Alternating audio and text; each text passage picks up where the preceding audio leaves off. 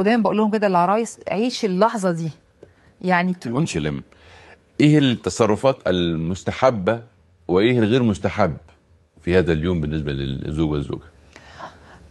هو التصرفات المستحبه ان المساله ما نبقاش حاسين ان احنا يلا ورانا حاجه يلا ورانا حاجه، ان في لمبه حمراء منوره لنا وعماله تزقنا انه يلا عندنا تاسك، عندنا ميشن، عندنا مهمه عايزين نقوم بيها.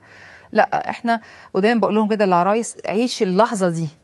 يعني نعتبر ان احنا في مرحله، تعرف مثلا في مرحله كتب الكتاب بيبقى في تلامس وفي تواصل في الكلام فيما عدا العلاقه الفعليه الحميمه.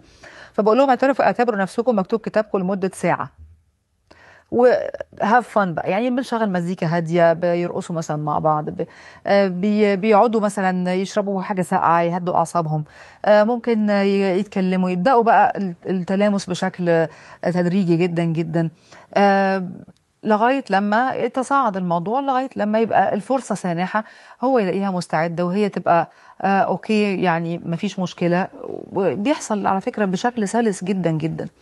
احنا من باب الاحتياط، يعني انا اللي بيجوا لي بياخدوا عندي الكورسات او يعني الكورس السيشنز دي قبل الجواز، بنقول لها ان هو في بعض التمارين هي بتعملها علشان تسهل الامور، ما يبقى عشان تلين الانسجه بتاعتها، ما تبقاش الانسجه بالجفاف بتاعت انسجه البكر، يعني ان هي لسه مش عارفه.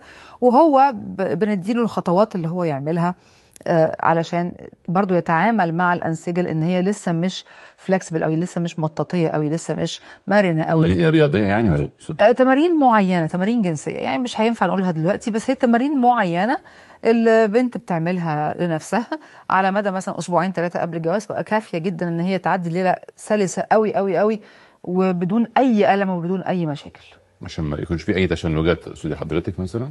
او الم حتى، يعني حتى اللي مش هيجي لها تشنجات مش هتحس بالم اساسا يعني.